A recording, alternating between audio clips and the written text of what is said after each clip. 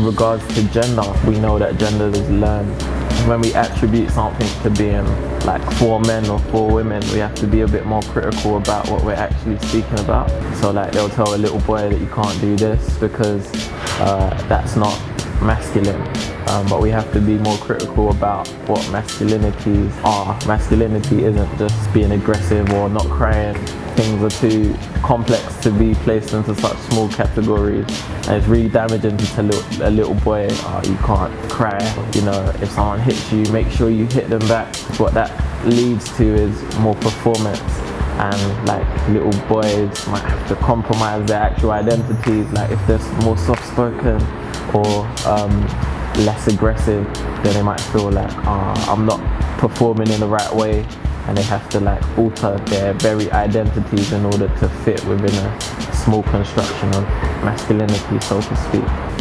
Like those words, femininity and masculinity, should be taken with like a pinch of salt, in fact a tablespoon, because like they're just what people have defined as feminine and masculine. Gender is performative, so people just perform in the ways that have been like prescribed for them in order to fit in with those predefined categories. I feel like the way that we're conditioned to behave, the constant reminders of the parameters of masculinity and femininity, is of course damaging to young children because they have to police their own behaviour and make sure they're fitting in line with that. So like, tell a little boy, don't stand like that, or a little girl, don't sit like that, it's not proper. In the back of their mind is a constant reminder of, you know, what's proper. In hindsight, my observations of gender relations at school, so I went to a mixed school. Like in the playground, we'd get like young boys like slapping the girl's bum and running away.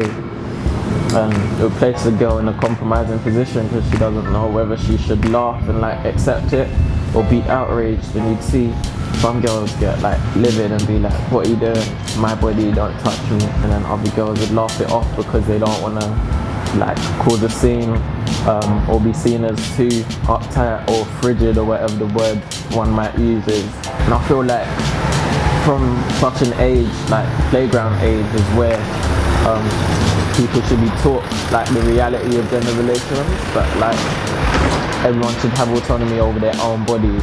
Like you can't infringe upon another person's body, and young men in particular, young boys, should be taught like that, you know, they have to respect women's bodies. Like I think the playground is a pivotal place to do it. Just seeing all the little problematic facets in our behaviour and our everyday behaviour and what's seen as normal, it makes me have to check my own behaviour, like, and assess for times where I may have, or times in the future where I might like do something that compromises someone else's autonomy. I mean, when I was younger, like asking girls for their numbers on the street or whatever, I realised now that the way it might have been done was problematic, and it's like, I feel like when men get charged with being patriarchal, they like switch on a defense mechanism and be like, no, that's not me, I have a sister, I have a mother, blah blah blah.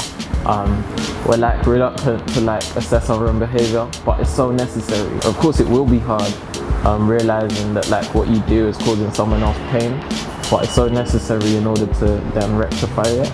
A lot of men are potential rapists without even realising it, and that's a strong statement, but like anytime you make someone else feel like they have to do something that they don't want to do, it's violent. I know a lot of guys that say like, the girl can't start doing something with me and then decide that they want to stop because why did they start in the first place?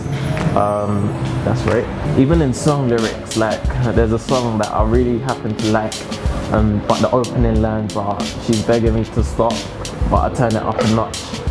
I'm like, that's rape. Like so many rape attitudes in our everyday speech that we need to realise.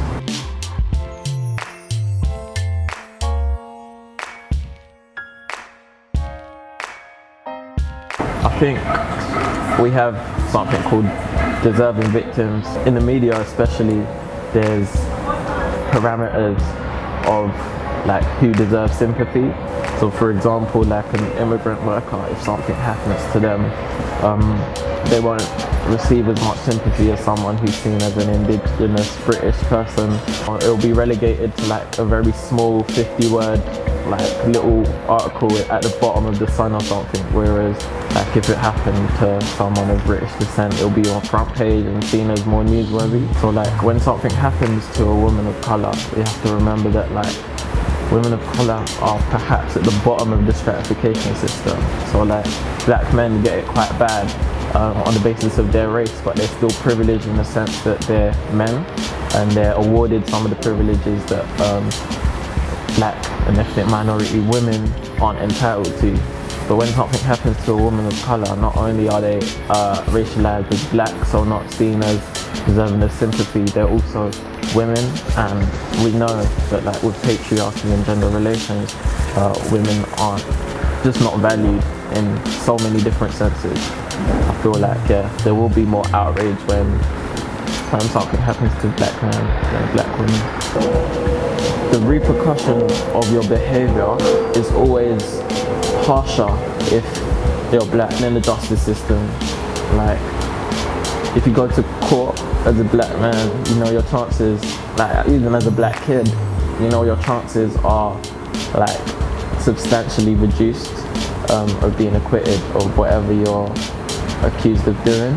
And I feel like that has devastating repercussions for youth as well, because like there's kids 16, 17 on this estate, on other estates, who might make mistakes, might do some stupid kid stuff because kids do stupid kid stuff, but then they become branded as criminal in law, and like that taints everything thereafter, like, and it makes the road harder for them. So like, you know, a lot of kids just need speaking to, but then their actions are criminalized, I feel like, and especially if they're black or ethnic minority or working class.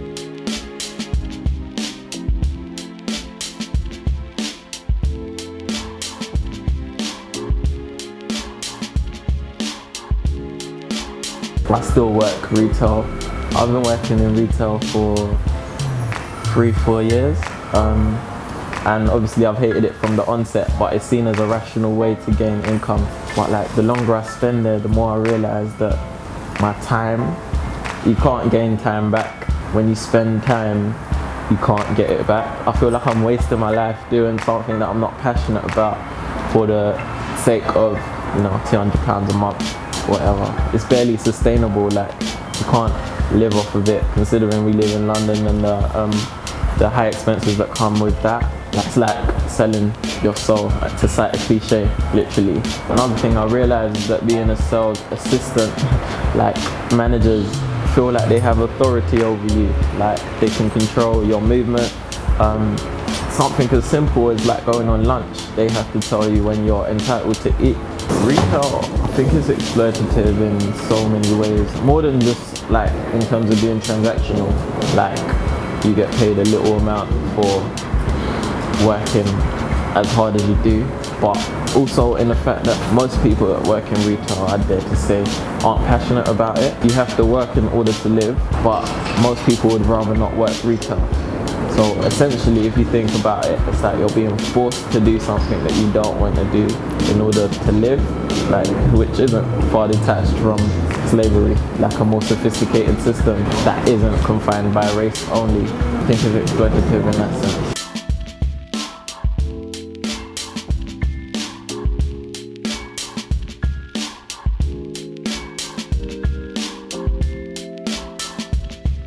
I feel it's so necessary to be reflective in everyday life. At the Aki and Saltfish and Kebab premiere, someone mentioned that like once you're switched on, it's hard to switch off.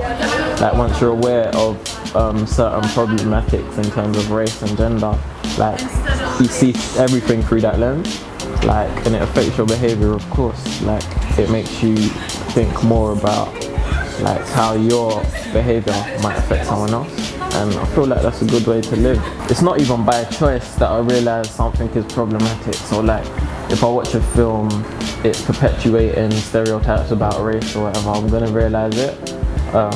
Or if I hear a lyric in a song that's problematic towards women, I'm gonna realise it. there's a conflict, because like to what degree can you enjoy media, you know, take in music and such? If it's problematic, do I stop listening to it? Do I not watch it?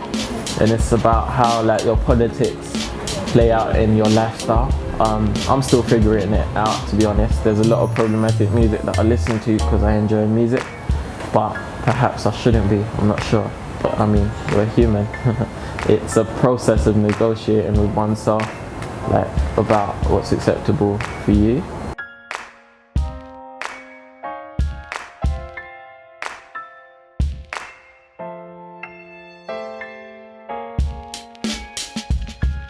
Everything has its historical context, and like the association of blackness with criminality, it stems back like hundreds of years. So like regardless of the reality, regardless of the fact that like, you know, in America you have like a white man go into a cinema and shoot like however many innocent people, regardless of what actually happened, for now and perhaps the foreseeable future, blackness in the public imagination is closer to criminality than whiteness or whatever. Or for example, my little brother, 12 years old, 11 actually, would be in a shop and they'll be like, okay, I need to take my hood off because they're gonna think I'm gonna steal something. From that young, you can figure out like how you're seen as different and the impact that that might have on you. I think that's pretty powerful. And you go through life like having to do things to appease other people's anxieties about your race. So like, you know, I'd have to speed up and overtake an old person so that they don't think I'm gonna snatch their handbag or whatever.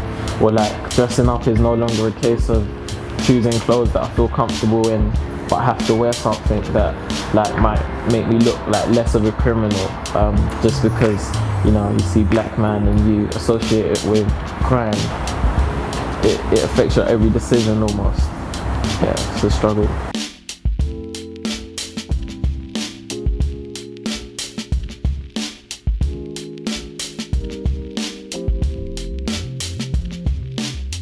The decriminalization of weed, it will solve a lot of our problems. Like little kids get shot or stabbed or like beaten up or in prison because of having a bit of weed or whatever.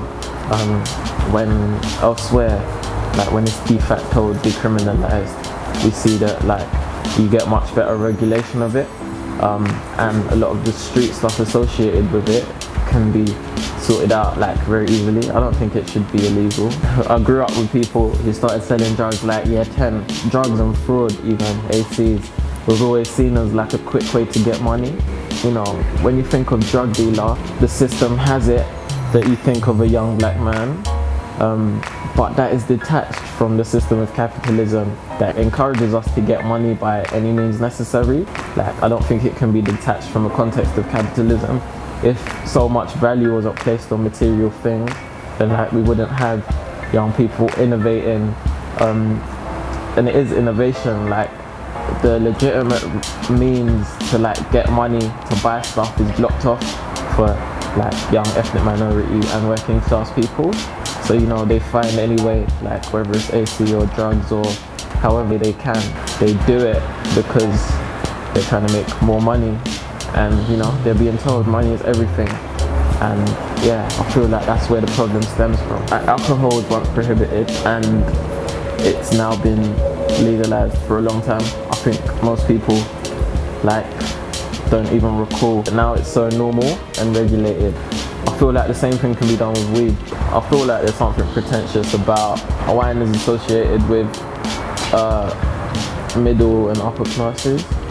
So in that way, like, yeah, it's more acceptable to drink wine daily, like with your meal, because it's a marker of prestige, I suppose.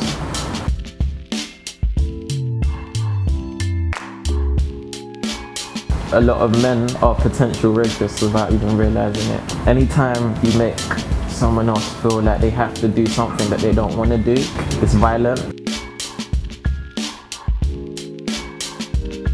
You have to work in order to live, but most people would rather not work retail. So essentially it's like you're being forced to do something that you don't want to do in order to live, which isn't far detached from slavery, like a more sophisticated system.